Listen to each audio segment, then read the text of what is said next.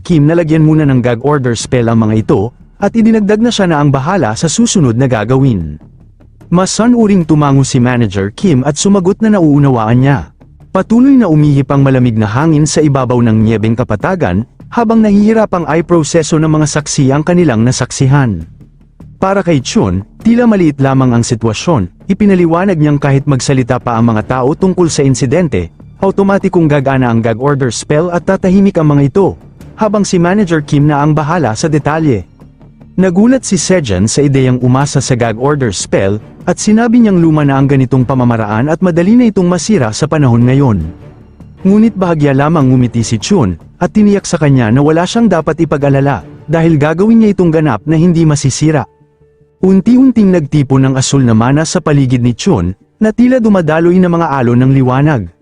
Nang tanungin ni Sejun kung posible nga ba ang ganoong bagay, kalmadong kinumpirma ni Chun na oo, posible yun. Samantala, sa loob ng gusali ng association, mabigat ang atmosfera sa opisina habang dumarating ang mga ulat, binasa ng isang lalaki na nakaputing Amerikana sa nakasaad sa mga ito na 12 ng A-rank hunters ang bumalik na naging D-rank. Walang makaintindi kung ano ang nangyari, kaya itinuro ang tanong kay Chairman Go na nasa harap niya, upang magpaliwanag. Matalim ang tingin ng lalaki na nagtanong kung bakit hindi man lang nitong kayang sirain ang isang simpleng silent spell, may katuturan ba yun? Sa gitna ng talakayan, lumutang ang pangalan ni Go Jong-hyuk Free Hunter Association Chairman Woo Young, at pawisan na nagtanong kung naaalala ba nito ang insidente ng silent spell mula noong 57 taon na ang nakalipas, may nagsil ng spell gamit ang mana, at imposibleng masira ito. Nang napagtanto ng lalaki galit niyang inisip ang insidente ng silent spell 57 taon na ang nakalipas, nagpatuloy sa pagsasalita si Go Jong, para sa kanya mukhang malaki ang posibilidad na sangkot si Chairman Lee Yoon-soo. Hindi ba't ang teknik na ginamit para i-seal si Director Han Mayong-do ay nakumpirma ring mula sa lumang panahon?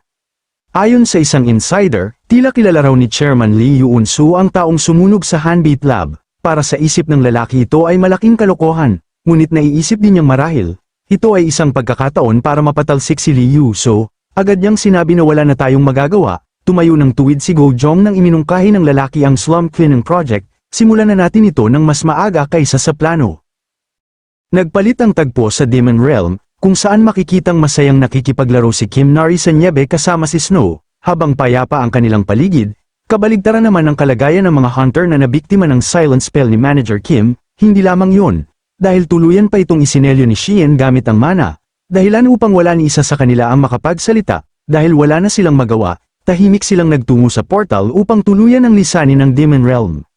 Habang pinagmamasdan sila ni Gia na papalayo, biniro niya ang mga ito na sana'y mamuhay sila ng maayos pagbalik nila at huwag nang manggulo muli ng mga bata. Samantala, si Shien na nakatayo sa likuran niya ay hindi maitago ang kanyang pagkagulat, hindi siya makapaniwalang posible palang i-selyo ang isang spell gamit ang mana. Sa buong buhay niya bilang hunter, wala pa siyang narinig na ganitong pamamaraan.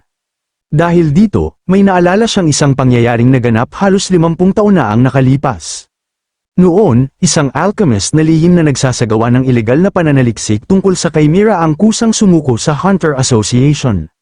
Ngunit dahil sa isang mana-sealed silent spell, hindi niya nagawang magsiwalat kahit isang salita tungkol sa kanyang laboratorio, kahit pa nagtulungan ng 12 ng S-rank awakened upang sirain ang selyo, lahat sila ay nabigo. Sa huli, itinuring na lamang ng association ang insidenteng yun bilang isang kakaibang anomalya na may kaugnayan sa gate traversal at doon na nagtapos ang usapin. Habang inaalala yon, lalo pang namangha si Shien sa sealing technique ni Chon, halos kapareho ito ng misteryosong pangyayaring naganap noon, kaya hindi niya maiwasang isipin kung gaano kalalim ang tunay na kakayahan ng kanyang kapatid.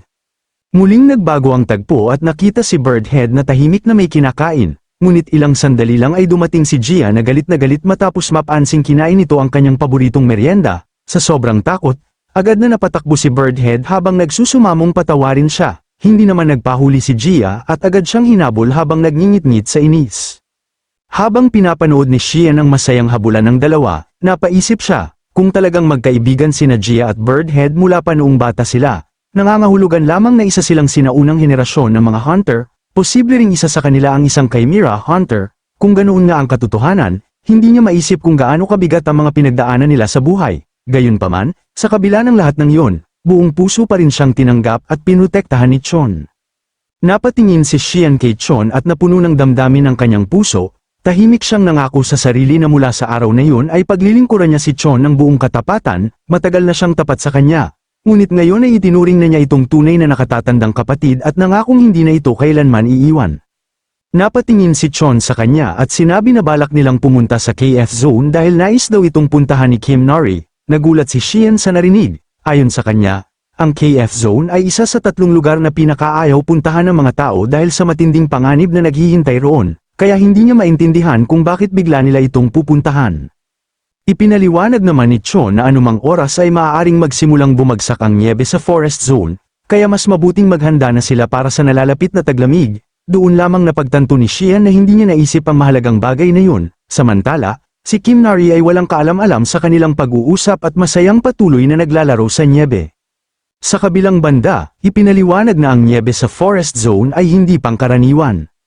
Tinatawag itong Silent Invader dahil sa mapanganib nitong katangian. Sa unang tingin ay mukha lamang itong ordinaryong nyebe na matatagpuan sa isang nagyayelong bundok, ngunit sa sandaling dumikit ito sa mga halaman, agad nitong sinisimulan ang proseso ng pagyayelo. Tuwing dumarating ang taglamig, halos lahat ng halaman sa Forest Zone ay nawawala sa ilalim ng makapal na nyebe, ngunit pagsapit ng tagsibol, mabilis silang muling tumutubo na tila walang nangyari. Habang naririnig ang paliwanag na yon, inosenteng nagtanong si Kim Nari habang patuloy na naglalaro sa nyebe kung ibig bang sabihin ay masisira rin ang kanilang bahay. Narinig yun ni Sheehan at napangiwi na lamang, iniisip kung baka mapilitan na naman silang itayo muli ang kanilang tahanan. Napatawa si Manager Kim at agad na pinuwi ang pag-aalala ng lahat. Ipinaliwanag niyang hindi masisira ang kanilang bahay dahil sa cave zone ay may mga espesyal na kabuti na kayang pigilan ang epekto ng corrosion. Lumapit siya kina Chon at Sheehan at sinabi niyang yun marahil ang tunay na dahilan kung bakit nais ni Chon na pumunta roon. Ngumiti si Chon at pinuri ang talas ng isip ni Manager Kim. Tulad ng inaasahan, agad nitong nahulaan ang kanyang plano. Ipinaliwanag pa niya kay Sheehan na ang mga kabuting yun ay kulay matingkad na berdeng kumikinang. Kapag ikinabat ang mga ito sa panlabas na pader ng bahay, magiging ligtas ang tahanan laban sa mapaminsalang nyebe. Habang iniisip yun ni Sheehan, hindi niya maiwasang isipin ang magiging itsura ng kanilang bahay. Sa kanyang imahinasyon ay magiging isang napakatingkad na berdeng bahay ito na tila kumikinang sa dilim. Ngunit bago pa siya makapagbiro, bigla na lamang tumulo ang dugo mula sa kanyang ilong. Napagtanto niyang matagal na pala siyang nananatili sa Demon Realm kaya nagsimula nang maapektuhan ang kanyang katawan. Napansin yun ni Chon at sinabi niyang tamang-tama na naman ang tiyempo nito. Ipinaalala niyang ganoon din ang nangyari kay Sheehan noong pumunta sila sa Coastal Zone. Ibig sabihin, hindi na maaaring sumama si Sheehan sa kanilang paglalakbay sa Cave Zone. Kailangan na niyang bumalik sa human world upang magpahinga at makarecover. Habang naghahanda si Sheehan na umalis, may ipinakita naman si Chon kay Manager Kim. Inilabas niya ang 2 mandragora na dinala niya mula sa human world at ipinaliwanag na tila mabagal ang kanilang paggaling. Bagamat mas maayos na ang kalagayan ng mga ito kaysa dati, mas mabagal pa rin ang kanilang recovery kumpara sa inaasahan, maging ang kanilang mana engravings ay mas mababa rin kaysa sa iba pang 3 mandragora. Matapos itong suriin, iminungkahi ni Manager Kim na dalhin ang 2 mandragora sa laboratorio upang sumailalim sa mas detalyadong pagsusuri. Siya na raw ang bahala sa lahat ng yun, ngunit bago matapos ang usapan, tila may bigla siyang naalala. May inilabas siyang maliit na lalagyan at iniabot yun kay Chon. Ayon kay Manager Kim, isa ito sa pinakamahalagang gamit ng isang alchemist, isang moisturizing cream na gawa niya mismo gamit ang dekalidad na sangkap. Ipinaliwanag niyang kapag palaging humahawak ng iba't ibang materyales ang isang alchemist, madaling magaspang ang mga kamay nito. Hindi lamang yun, maaari rin itong gamitin kay Kim Nari at maging sa mga halaman. Dagdag pa niya, napakatuyo ng cave zone kaya siguradong magiging kapaki-pakinabang ang cream na yun. Masayang tinanggap ni Chon ang regalo at nangakong gagamitin niya ito ng mabuti. Habang hawak niya ang lalagyan, sumilip naman mula sa kanyang bulsa ang maliit niyang mandragora at tila interesado itong pagmasdan ng moisturizing cream. Napangiti si Chon at naisip na mukhang maganda nga ang regalong natanggap niya. Ilang sandali pa, tinawag na niya si Kim Nari upang umalis na sila. Labis namang natuwa ang bata dahil sa wakas ay makakapag-explore na sila sa cave zone. Kasabay nito ay lumapit sina Birdhead at Gia upang magpaalam. Kapansin-pansin ang napakalaking mga bukol sa ulo ni Birdhead. Malinaw na ebidensyang hindi siya pinatawad ni Gia matapos nitong kainin ang kanyang merienda. Pagkakita sa kaawa-awang itsura nito, napailing na lamang ang lahat. Sinabi ni Birdhead na uuwi na rin sila upang tingnan ang kanilang bahay bago pa ito maaga ng iba. Nagpaalam din si Sheehan at sinabing magkikita na lamang silang muli kapag nakabalik na sila. Makalipas ang ilang sandali, lumipad na ang asul na ibon ni Chon dala sina Chon at Kim Nari patungo sa cave zone. Habang nasa himpapawid, mausisang nagtanong si Kim Nari kung nasaan ba talaga ang cave zone. Ipinaliwanag ni Chon na matatagpuan ito sa silangang bahagi ng forest zone at hindi na magtatagal ay makikita na nila ito. Ngunit may isa pang tanong si Kim Nari. Nalilito siya dahil ang mga kuweba ay karaniwang mamasa-masa. Samantalang sinabi ni Manager Kim na napakatuyo ng cave zone. Ipinaliwanag ni Chon na bagamat mukhang isang ordinaryong kuweba ang lugar, iba ito sa karaniwang cave na alam ng mga tao. Hindi nagtagal ay narating nila ang kanilang destinasyon. Mula sa malayo ay namataan ni Chon ang pasukan ng cave zone. Ngunit paglapit nila rito, hindi maitago ni Kim Nari ang kanyang pagkagulat. Ang lugar ay hindi kahawig ng karaniwang kuweba. Sa halip, para itong isang malawak na lambak sa gitna ng disyerto na may napakalalim na siwang. Tumingin si Chon sa kailaliman ng cave zone at tinanong si Kim Nari kung handa na ba silang pumasok. Habang papasok sila, nagtanong ang bata kung tunay nga bang mapanganib ang lugar dahil sa unang tingin ay tila wala namang anumang banta. Ipinaliwanag ni Chon na yun mismo ang nakalilin lang sa cave zone. Kung isang B-rank hunter ang papasok dito, malamang ay wala siyang magiging problema sa simula dahil mas mababa ang densidad ng demonic energy rito kumpara sa ibang lugar, ngunit hindi iyon ang tunay na panganib. Ang pinakamalaking problema ng cave zone ay ang malalabirinto nitong estruktura, halos bawat ilang hakbang ay may panibagong likuan, at tila walang katapusan ang mga daanan. Kapag nagtagal ang isang tao sa loob, tuluyan siyang mawawala ng direksyon at hindi na makakahanap ng daan palabas. Napatingala si Kim Nari at napansin ang malalaking butas sa kisame ng kuweba, dahil dito ay inosente niyang itinanong kung hindi ba sila maaaring umakyat na lamang at dumaan palabas sa itaas. Ngumiti si Chon at sinabing tama ang iniisip niya. Sa katunayan, yun nga ang pinakamainam na paraan ng pagtakas, kung magagawa lamang ng isang tao na makaakyat. Muling nagtanong si Kim Nari kung hindi ba sila maaaring lumipad na lamang. Ipinaliwanag ni Chon na ang mga halijing bato roon ay halos 50 metro ang taas at mas madulas pa kaysa sa hitsura ng mga ito. Bukod pa rito, may kakaibang puwersa sa cave zone na lubhang nagpapahina sa mga awakened abilities ng sinumang papasok doon, kaya kahit 10% ng kanilang karaniwang lakas.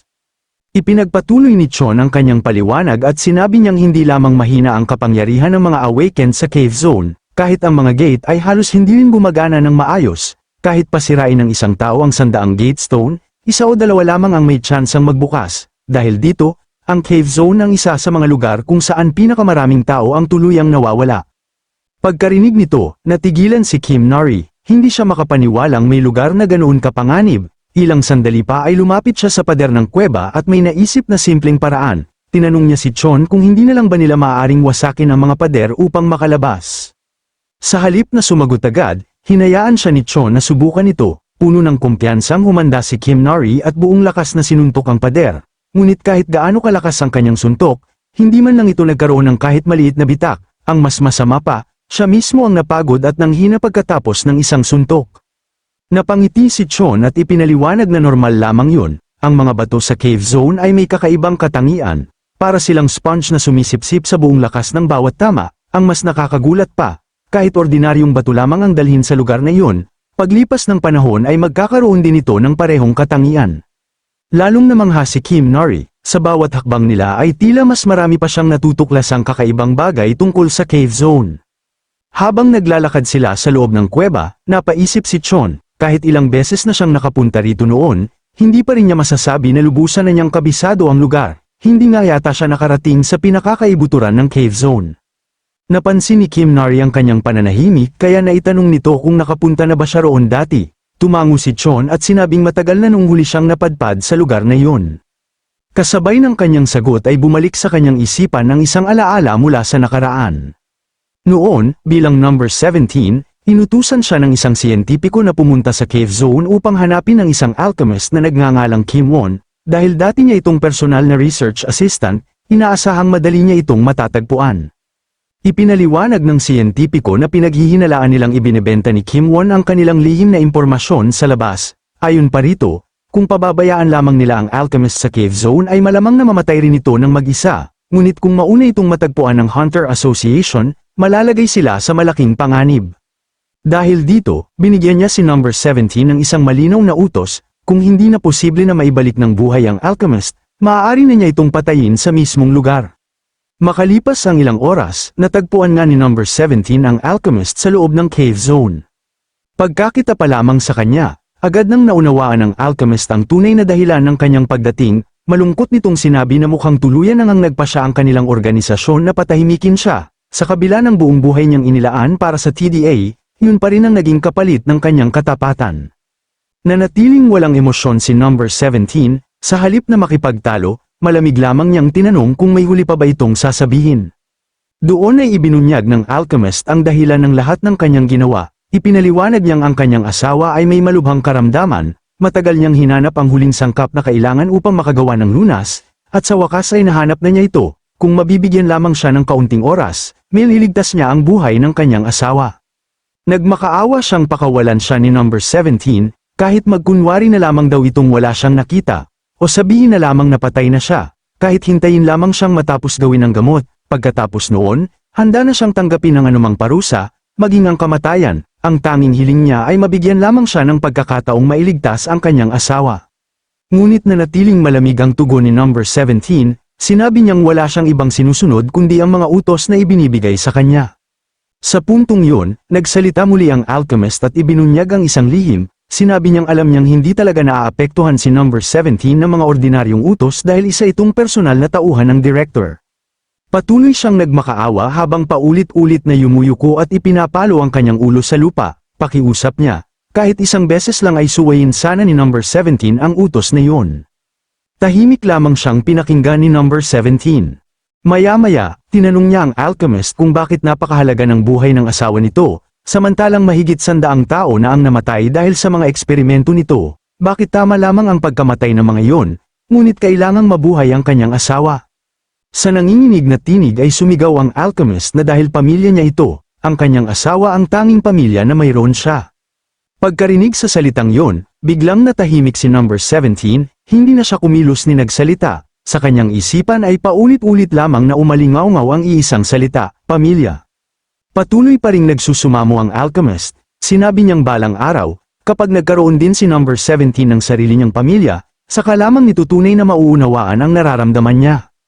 Habang paulit-ulit na iniisip ni number 17 ang salitang, pamilya, may isang napakalaking alupihan, centipede, ang gumagapang palapit sa kanilang kinaroroonan.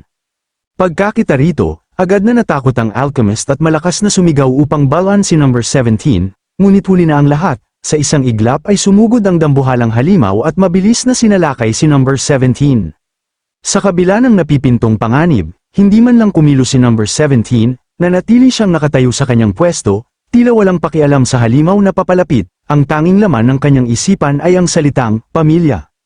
Paulit-ulit niyang tinatanong ang sarili kung ano nga ba ang tunay na kahulugan ng pamilya, bakit napakahalaga nito para sa mga tao, ano ang mayroon dito na handang isugal ng isang tao ang lahat, maging ang sariling buhay, para lamang maprotektahan ito. Marahil, sa mismong sandaling yun unang nagsimulang umusbong sa puso ni number 17 ang pagnanais na magkaroon ng isang payapa at normal na buhay, isang buhay na may sariling pamilyang maaari niyang pahalagahan, samantala, ilang segundo na lamang at tatama na sana sa kanya ang dambuhalang alupihan, ngunit bago pa ito makalapit, isang makapangyarihang kalasag ang biglang lumitaw at tuluyang bumalat sa buong katawan ni number 17.